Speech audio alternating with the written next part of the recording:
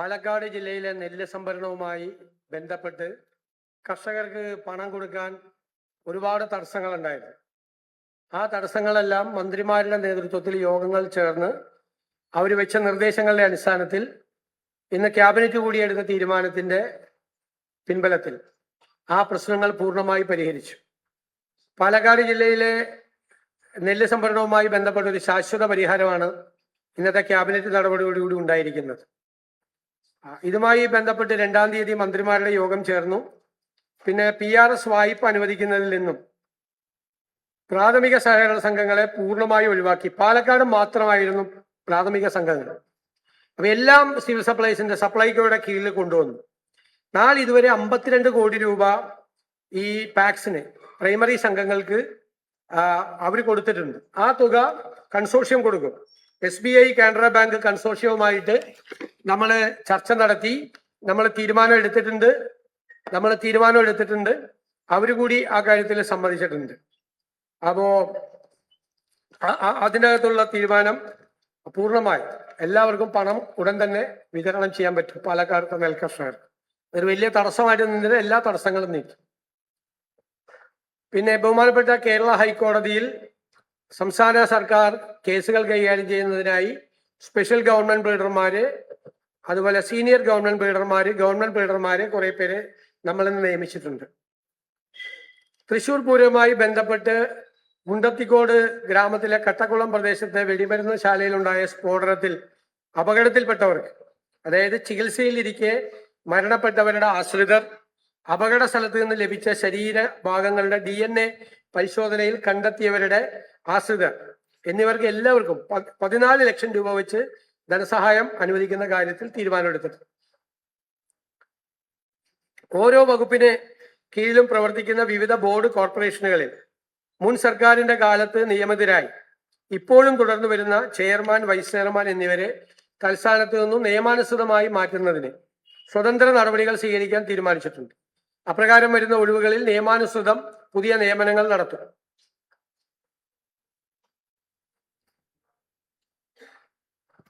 അന്തരിച്ച നവീൻ ബാബുവിന്റെ സഹധർമ്മിണി ശ്രീമതി മഞ്ജുഷയുടെ നിവേദനം പരിഗണിച്ച് കണ്ണൂർ ജില്ലാ ADM ആയിരുന്ന നവീൻ ബാബുവിന്റെ മരണകാരണത്തെ പറ്റി അന്വേഷിക്കുന്നതിനായി CBI അന്വേഷണത്തിന് കേന്ദ്ര സർക്കാരിനോട് ശുപാർശ ചെയ്യാൻ തീരുമാനിച്ചു. അദ്ദേഹത്തിന്റെ മകൾ കുമാരി നിരഞ്ജന നായർക്ക് പ്രത്യേക കേസായി പരിഗണിച്ച് ആശ്രിത നിയമനം നൽകാൻ റവന്യൂ വകുപ്പിന് നിർദ്ദേശം നൽകി. കേരളത്തിലെ തീരപ്രദേശത്തെ കടലിൽ 2026 ജൂൺ 10 മുതൽ ജൂലൈ 31 വരെ 52 ദിവസം ട്രോളിംഗ് നിരോധനം ഏർപ്പെടുത്തുന്നതിന് തീരുമാനിച്ചു. ഇതാണ് മന്ത്രിസഭാ തീരുമാനം. പിന്നെ ഇന്ന് സഭയിൽ വച്ച വൈറ്റ് പേപ്പറുമായി ബന്ധപ്പെട്ട കാര്യങ്ങളാണ് വിശദീകരിക്കാൻ ആഗ്രഹിക്കുന്നത്. ഞാൻ നിയമസഭയിൽ പറഞ്ഞതുപോലെ ഈ ധവളപത്രം ഒരു കുറ്റാന്വേഷണ റിപ്പോർട്ടോ ഒരു പൊളിറ്റിക്കൽ ഡോക്യുമെന്റോ ഒന്നുമല്ല. സർക്കാർ അധികാരമേക്കുന്ന സമയത്ത് fiscal health of the state ആണ്. സംസ്ഥാനത്തിന്റെ സാമ്പത്തിക ആരോഗ്യം എന്താണ് എന്ന് എല്ലാ വിഭാഗം ജനങ്ങളെയും, സാധാരണക്കാരായ ആളുകളെ ഉൾപ്പെടെയുള്ളവരെ ബോധ്യപ്പെടുത്തുന്നതിനുള്ള ഡോക്യുമെന്റാണ്. എത്ര വരുമാനം നമുക്ക് ലഭിക്കുന്നു, എത്ര ചെലവഴിക്കുന്നു, എത്ര ബാധ്യതകളുണ്ട്, ഭാവിയിൽ എത്ര സാമ്പത്തിക പ്രതിസന്ധികൾ ഉണ്ടാകും എന്നെല്ലാമാണ് ഇതിൽ പറയുന്നത്. വൈറ്റ് പേപ്പർ അനിവാര്യമാകുന്ന മറ്റൊരു പ്രധാന കാരണം പുതിയ സർക്കാർ അവതരിപ്പിക്കാൻ പോകുന്ന ബജറ്റിന്റെ പശ്ചാത്തലത്തിലാണ്. കഴിഞ്ഞ സർക്കാർ പാസാക്കിയ 26-27 ബജറ്റിലെ ന്യൂനതകളുടെ യഥാർത്ഥ ചിത്രം അതിനകത്ത് വരും. ഞാൻ നിയമസഭയിൽ പറഞ്ഞതുപോലെ 25-26 ബജറ്റ് കണക്കുകൾ പ്രകാരം കേരളത്തിന്റെ ആകെ ബാധ്യത 5.07 ലക്ഷം കോടിയാണ്. ഇത് സ്റ്റേറ്റിന്റെ GSTPയുടെ 35.5%. ഈ കടം കണക്കാക്കുന്നത്, കടത്തിന് പരിധിയുള്ളത് കൊണ്ട് കടം കണക്കാക്കുന്നത് സ്റ്റേറ്റ് GDPയുടെ GSTPയുടെ എത്ര ശതമാനം വരുമെന്നാണ്. 35.5% കടം വരുന്നത്. അതായത് 18 പ്രധാന സംസ്ഥാനങ്ങളുടെയാണ് നമ്മൾ സാധാരണ എടുക്കാറുള്ളത്. അത് ദേശീയ ശരാശരി 29.2ഉം ഈ 18 സംസ്ഥാനങ്ങളുടെ ശരാശരി 28.81ആണ്. അപ്പൊ കേരളത്തിൻ്റെത് 35.5%. ഉയർന്ന തോതിലാണ് ഈ കടവും GSTPയും തമ്മിലുള്ള റേഷ്യോ. പലിശ സംസ്ഥാനത്തിന്റെ പലിശ ചെലവ് വരുമാന ചെലവിന്റെ മൊത്തമുള്ള വരുമാനത്തിന്റെ നമ്മൾ ചെലവഴിക്കുമ്പോൾ അതിന്റെ 17.73% വരും. ദേശീയ ശരാശരി 11.99%. ഭയങ്കര വലിയ തുക പലിശ എടുത്തിരിക്കുന്നത്, വലിയ പലിശയ്ക്കൊക്കെ എടുത്തിരിക്കുന്നതുകൊണ്ട് പലിശ മൊത്തം എക്സ്പെൻഡിച്ചറിന്റെ 17.73% പലിശയ്ക്ക് വേണ്ടിയിട്ട് പോവുക. വികസന ചെലവ് ആകെ ചെലവിന്റെ 39.9% മാത്രമാണ് ആകെ വികസന കാര്യങ്ങൾക്ക് വേണ്ടി ചെലവഴിക്കുന്നത്. ദേശീയ ശരാശരി 63.5. വ്യത്യാസം മനസ്സിലായ കേരളത്തിന്റെ? അപ്പൊ കൂടുതൽ പൈസ ചെലവാക്കുന്നത് കമ്മിറ്റഡ് എക്സ്പെൻഡിച്ചറിനാണ്. പലിശ, ശമ്പളം, അത് മനസ്സിലായ, പെൻഷൻ, അങ്ങനെയുള്ള കാര്യങ്ങൾക്ക്. മറ്റത് നേരെ 39.9 നമ്മുടെ ആവുമ്പോൾ 63.5 അവര് വികസന കാര്യങ്ങൾക്ക് ചെലവാക്കുന്നത്. പിന്നെ ക്യാപിറ്റൽ എക്സ്പെൻഡിച്ചറാണ്, മൂലധന ചെലവ്. അത് മൊത്തം GSDPയുടെ 1.34% മാത്രമാണ്. ദേശീയ ശരാശരി 3.2, സംസ്ഥാനങ്ങളുടെ ശരാശരി 3.09. അതായത് കടം എടുക്കുന്നത് മൂലധന ക്യാപിറ്റൽ എക്സ്പെൻഡിച്ചറിനല്ല വിനിയോഗിക്കുന്നത്. മൊത്തത്തിന്റെ ഒരു 1.34% മാത്രമേ വരുന്നുള്ളൂ. ഇതാണ് ഏറ്റവും പ്രധാനപ്പെട്ട കാര്യം. ഞാനിതിപ്പോ നിയമസഭയിൽ പറയേണ്ട ഒരു സാഹചര്യം ഉണ്ടായതുകൊണ്ടാണ്. അതായത് 35,000 കോടി രൂപയുടെ പ്ലാനാണ് ഇപ്പൊ നിലവിലുള്ള പ്ലാൻ. അതിനാണല്ല ഞങ്ങൾ ഗവൺമെന്റ് ഓൾട്ടർനേറ്റീവ് മെമ്മോറാണ്ടം കൊണ്ടുവന്ന് ബജറ്റ് കൊണ്ടുവരുന്നത്. ഇതിൽ 20,500 കോടി ഇപ്പൊ ഇല്ല. 15,000 കോടിയെ ബാക്കിയുള്ളൂ. കഴിഞ്ഞ ഗവൺമെന്റിന്റെ കാലത്തെ തെറ്റായ കണക്കാണ്. പ്ലാൻ അങ്ങനെ ഒരിക്കലും കൂട്ടാൻ പാടില്ല. അതായത് അവരുടെ ഒരു കണക്ക് 15ാം ധനകാര്യ കമ്മീഷന്റെ കാലത്ത് 55,000 കോടി രൂപ 5 കൊല്ലമായി റവന്യൂ ഡെഫിസിറ്റ് ഗ്രാന്റ് കിട്ടി. അതുകൊണ്ട് ഇനി വരാൻ പോകുന്ന 16ാം ധനകാര്യ കമ്മീഷനും അതുപോലെ ഗ്രാന്റ് തരും.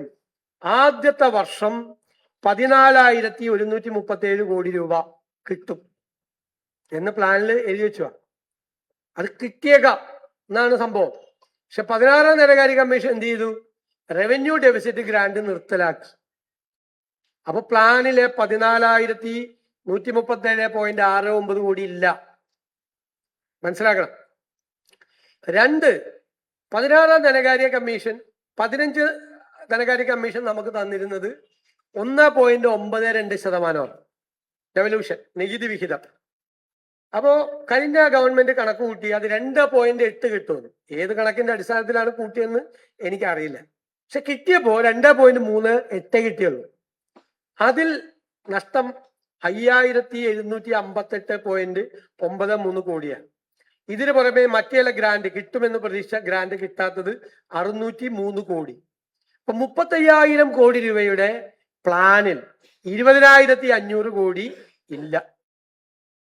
ഒരു ഗവൺമെന്റും കേരള ചരിത്രത്തിൽ ഇതുവരെ ഫേസ് ചെയ്യാത്ത ഗുരുതരമായ സിറ്റുവേഷനാണ് നമ്മള്. പ്ലാനിന്റെ 35,000 കോടിയിൽ ഇവര് പ്രതീക്ഷിച്ചെന്ന് പറഞ്ഞിട്ട് വെച്ച 20,500 കോടി ഇല്ല. ഇതാണ് ഏറ്റവും ഗുരുതരമായ സാഹചര്യം. ഒരു ഗവൺമെന്റ് അങ്ങനെ ചെയ്യാൻ പാടില്ല. കിട്ടിയേക്കാം, കിട്ടും എന്നെല്ലാം പറഞ്ഞ് പ്ലാൻ ഉണ്ടാക്കാമോ? അങ്ങനെ ഉണ്ടാക്കിയ പ്ലാനാണ്. നോക്കിക്കോ, ഷെയർ ഓഫ് സെൻട്രൽ ടാക്സസിൽ ആ ഷോർട്ട് ഫോള് 2.8 കിട്ടുമെന്ന് പ്രതീക്ഷിച്ചെടുത്ത് 2.3 കിട്ടിക്കഴിഞ്ഞപ്പോൾ 3 to 8 കിട്ടിക്കഴിഞ്ഞപ്പോൾ ഉള്ളത് റവന്യൂ ഡെഫിസിറ്റ് ഗ്രാന്റിന്റെ 14,137 രൂപ ടോട്ടലാണ്. 20,500 ഞാൻ പറഞ്ഞതിന്റെ സ്പ്ലിറ്റപ്പാണ് അടുത്ത്. അപ്പൊ പിന്നെ അതുകൂടാതെ സർക്കാർ അടിച്ചേൽപ്പിച്ച അധിക ബാധ്യത, പോയ സർക്കാർ അടിച്ചേൽപ്പിച്ച അധിക ബാധ്യത, ജീവനക്കാർക്കും പെൻഷൻകാർക്കും ഉള്ള DA DR കുടിശ്ശിക. DA ജീവനക്കാർക്ക്, DR പെൻഷൻകാർക്ക്. സപ്ലൈകോ, കാരുണ്യ ഇൻഷുറൻസ് കോൺട്രാക്ടർമാർക്ക്, പിന്നെ medical services corporation, SC ST കുടിശ്ശിക, ലോക്കൽ ബോഡിക്ക് അടക്കം 48,733 കോടി രൂപ. ഇതിൽ 21,690 കോടി രൂപ ഇമ്മീഡിയറ്റ് ആയിട്ട് കൊടുക്കണം. ഇതിന് കൂടാതെ കഴിഞ്ഞ LDF സർക്കാരിന്റെ കാലത്ത് ശമ്പള കമ്മീഷന്റെ കാലാവധി പൂർത്തിയായി അവരുടെ റിപ്പോർട്ട് കൊടുത്ത് അതിന്മേൽ നടപടി ആ ഗവൺമെന്റ് എടുക്കണമായിരുന്നു. അത് മനഃപൂർവ്വം പേ കമ്മീഷൻ വെക്കാതെ അവസാന സമയത്ത് പേ കമ്മീഷൻ വെച്ച് ഈ ഗവൺമെന്റ് വരുമ്പോൾ പേ കമ്മീഷൻ റിപ്പോർട്ട് തന്ന് ഗുരുതരമായ ബാധ്യത ഒരു ഗവൺമെന്റിന്റെ തുടക്കത്തിൽ തന്നെ ഈ ഗവൺമെന്റിന് ഉണ്ടാക്കി വെക്കും വേറെ.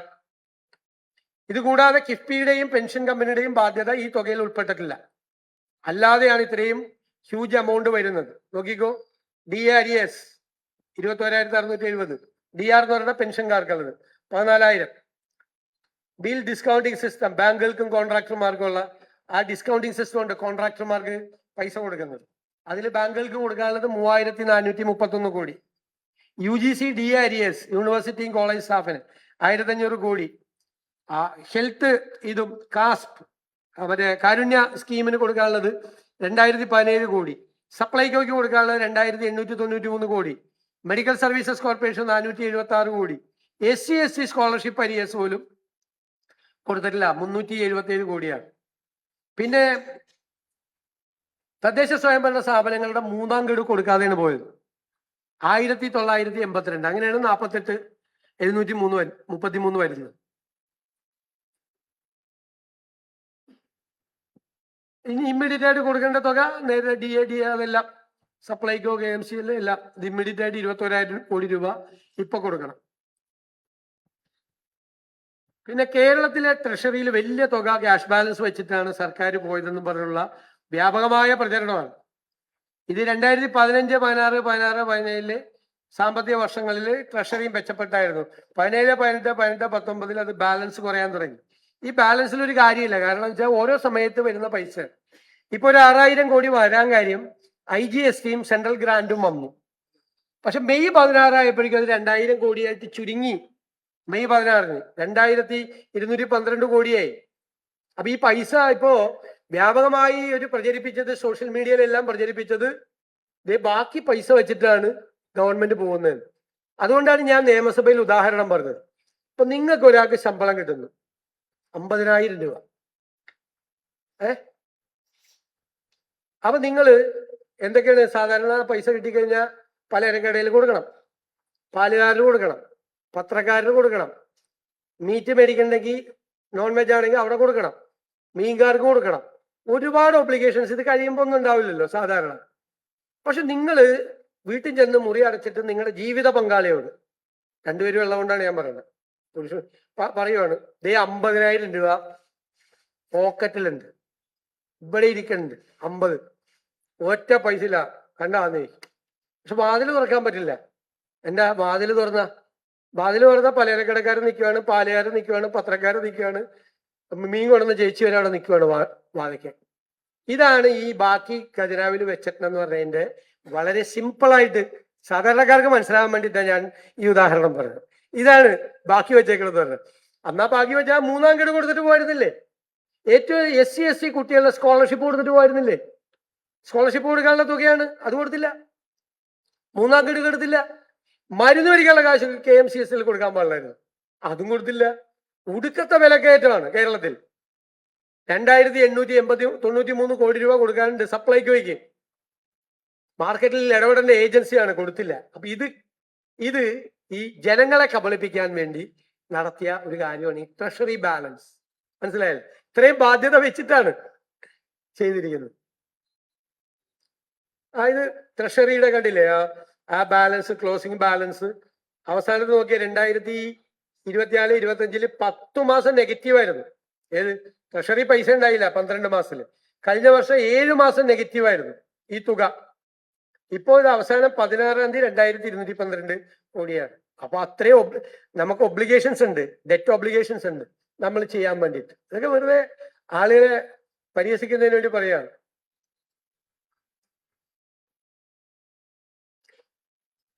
ഇപ്പൊ പദ്ധതി എക്സ്പെൻഡിച്ചർ കാണിക്കുന്നതിനും ഒരു ചെറിയ കൗശലം കാണിക്കുന്നുണ്ട്. ഇപ്പൊ നോക്കിയേ, പദ്ധതി വെട്ടിച്ചുരുക്കിയിരിക്കുകയാണ്. 24, 23, 24 യഥാർത്ഥത്തിൽ ചെയ്തത് 30,000 കോടി ആണ് പദ്ധതി. ചെലവ് വരുത്തിയിരിക്കുന്നത് 38,000 കോടിയായിട്ട് കാണിക്കണം. 127% പ്ലാൻ എക്സ്പെൻഡിച്ചർ എന്നാണ്. നിങ്ങൾ ഞെട്ടിപ്പോവും. അതായത് പ്ലാനിൽ കട്ട് ചെയ്തേക്കുവാണ്. ശരിക്കും 30,000 കോടിയിൽ വലിയ തുക ഈ 24, 25, 23, 24 കുറവ് വന്നു. വലിയ തുക പ്ലാൻ സൈസിൽ ഇല്ലേ, കട്ട് ചെയ്തു. ഇതെന്താ ഇങ്ങനത്തെ കണക്ക് വന്നതെന്നറിയാമോ? കിഫ്ബിയുടെ പൈസ, പെൻഷൻ ഫണ്ടിന്റെ പൈസ, ട്രാൻസ്പോർട്ടിന്റെ പൈസക്ക് ഇതിന്റെ കൂടെ കൂടിയേക്കും. അതെങ്ങനെ പ്ലാൻ എക്സ്പെൻഡിച്ചർ ആവുന്നത്? കണക്ക് റിയലിസ്റ്റിക് അല്ല. ഫിനാൻസ് പോലും അറിയാതെയാണ് ഇങ്ങനത്തെ ഒരു കണക്ക് തയ്യാറാക്കി.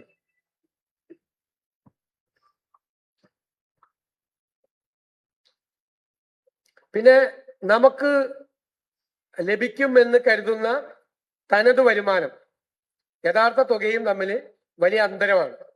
സംസ്ഥാനത്തിന്റെ തനത് വരുമാനം GSTP റേഷ്യോയിൽ 7.75 പക്ഷെ നാഷണൽ ആവറേജ് 8.5 ആണ്. നമ്മുടെ SOTR തനത് നികുതി വരുമാനം അത് GSTP അനുപാതത്തിൽ 6.41 ദേശീയ ശരാശരി 6.90 കുറവാണ്.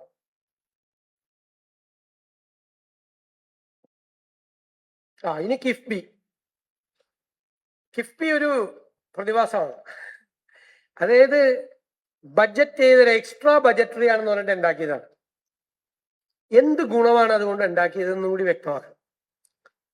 കാരണം സംസ്ഥാനത്തെ വരുമാനത്തിൽ നിന്നും ലഭിക്കുന്ന വരുമാനത്തിൽ നിന്ന് ലഭിക്കുന്ന മോട്ടോർ വെഹിക്കിൾ സെസ് എല്ലാ വർഷവും കൊണ്ട് പോകും. 2000 കോടി മുതൽ 3000-4000 കോടിയൊക്കെ ആവും. അതാണ് അവരുടെ അടിസ്ഥാന ഫണ്ട്. അപ്പൊ അത് ബജറ്റിൽ നിന്ന് കൊടുക്കുന്നതാണ്. അവര് കടം മേടിക്കുന്ന വലിയ പലിശക്കാണ്. അതിനെക്കുറിച്ച് വലിയ ആക്ഷേപമുണ്ട്. വലിയ പലിശയ്ക്ക് കടം മേടിക്കും. കടം മേടിക്കുമ്പോൾ സോവറിൻ ഗ്യാരണ്ടി സ്റ്റേറ്റ് കൊടുക്കണം. അതായത് ഇവർക്ക് അടയ്ക്കാൻ പറ്റില്ല. കാരണം ഇവരുടെ ഇൻകം ജനറേറ്റിംഗ് ആയിട്ടുള്ള വരുമാനം ഉണ്ടാക്കുന്ന ഒരു പദ്ധതിയും കിഫ്ബിയിലില്ല. അപ്പോൾ കിഫ്ബിക്ക് ഒറ്റയ്ക്ക് തിരിച്ചടയ്ക്കാൻ പറ്റില്ല. അപ്പൊ എന്ത് ചെയ്യും? വീണ്ടും സർക്കാരിലേക്ക് വരും. അപ്പൊ സർക്കാർ തന്നെ പണം അടിസ്ഥാന ഫണ്ടും കൊടുക്കണം, കടം മേടിക്കുന്ന തുകയും സർക്കാർ കൊടുക്കണം. അതിന്റെ വലിയ പലിശ, ഭയങ്കര പലിശ, ഞാൻ കാണിച്ചു തരാം. വലിയ പലിശക്കാണ് കടം മേടിച്ചിരിക്കുന്നത്. ഈ പലിശയും സർക്കാർ കൊടുക്കണം. അപ്പൊ സർക്കാരിന്റെ മീതെയുള്ള ഒരു ബാധ്യതയായി. ഇത് സർക്കാരിന് പുറത്താണ് പ്രവർത്തിച്ചിരുന്നത്. ധനകാര്യ വകുപ്പിനെ പോലും അറിയിക്കാതെ പ്രത്യേക സാമ്രാജ്യമായിരുന്നു കിഫ്ബിയുടെ സാമ്രാജ്യം. അപ്പൊ ഞങ്ങൾ ക്യാബിനറ്റും തീരുമാനിച്ചിട്ടുണ്ട്, അത് ഒരു പഠനം നടത്തി എന്താണ് ചെയ്യേണ്ടതെന്ന്. ദോഷകരമല്ലാത്ത രീതിയിൽ ഒരു തീരുമാനം കിഫ്ബിയുടെ കാര്യത്തിലുണ്ടാവും പഠനം നടത്തിയതിനു ശേഷം.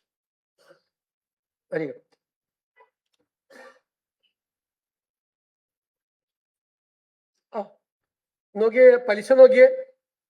8.809.56 അവസാനത്തെ കോളം. പലിശ നോക്കിയേ, പലിശ നിരക്കാണ്. ഇതിനേക്കാൾ കുറഞ്ഞ പലിശ നിരക്കിൽ കിട്ടും, ഗ്ലോബൽ ഫിനാൻസ് മാർക്കറ്റിൽ കിട്ടും. സ്റ്റേറ്റ് പോലും ഇത്രയും വലിയ പലിശക്കല്ല എടുക്കുന്നത്. ഈ പലിശക്ക് എടുത്തിട്ട് ഇവിടുത്തെ ബാങ്കിൽ കൊണ്ട് 6%-7% 7% ഡെപ്പോസിറ്റ് ചെയ്യും. മനസ്സിലായി? അപ്പൊ അത് വലിയ ഒരു ഇതാണ്. പിന്നെ ഓരോ ജില്ലകളിലും ഒരു വിധത്തിലുള്ള ഒരു റീജിയണൽ ബാലൻസും ഇല്ലാതെ വിവേചനമാണ് ചെയ്തിരിക്കുന്നത്. ഏറ്റവും കൂടുതൽ ചെയ്തിരിക്കുന്നത് കണ്ണൂരാണ് പരിപാടി കൊടുത്തിരിക്കുന്നത്. രണ്ടാമത്തെ കോളം നോക്കിയേ, അപ്രൂവ്ഡ് 20.4% കണ്ണൂര്. രണ്ടാമത്തേത് 16.7% തിരുവനന്തപുരത്ത്. 3 പാലക്കാട് 15%. 4 എറണാകുളം 11.4%. ബാക്കിയൊക്കെ നോക്കിയേ, 3.9, 2.4, 5.5, 1.4, 4.5. ഡിസ്ക്രിമിനേഷൻ ഉണ്ടായിരുന്നു വിവിധ ജില്ലകളിൽ വികസന പ്രവർത്തനങ്ങൾ അനുവദിച്ചേ.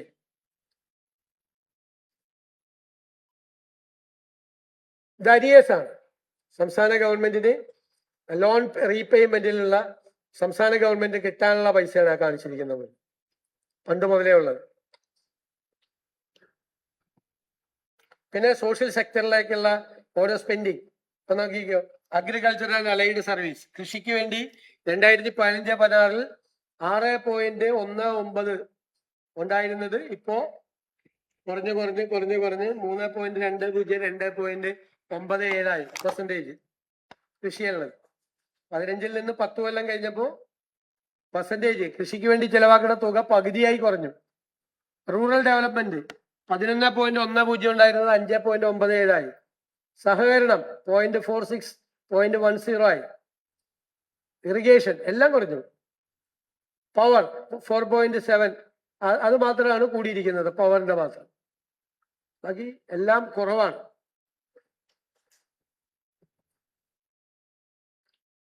ഇതാണൊരു ചിത്രം. അപ്പൊ ഗുരുതരമായിട്ടുള്ള ഈ പ്ലാനുമായി ബന്ധപ്പെട്ടുള്ള 20,500 കോടി രൂപയുടെ പ്രശ്നം, 48,000 കോടി രൂപയുടെ ബാധ്യത, മറ്റു ബാധ്യതകൾ കൂടാതെയാണ്, പലിശ ബാധ്യതകൾ കൂടാതെയാണ്. പെട്ടെന്ന് അടച്ചു തീർക്കേണ്ട 21,000 കോടി രൂപ, പിന്നെ കിഫ്ബിയുടെ ബാധ്യത, പെൻഷൻ ഫണ്ടിന്റെ ബാധ്യത ഉൾപ്പെടെ വലിയ ബാധ്യതയാണ് ഉള്ളത്. ഇതാണ് സംസ്ഥാനത്തിന്റെ യഥാർത്ഥ സാമ്പത്തിക ആരോഗ്യ ചിത്രം.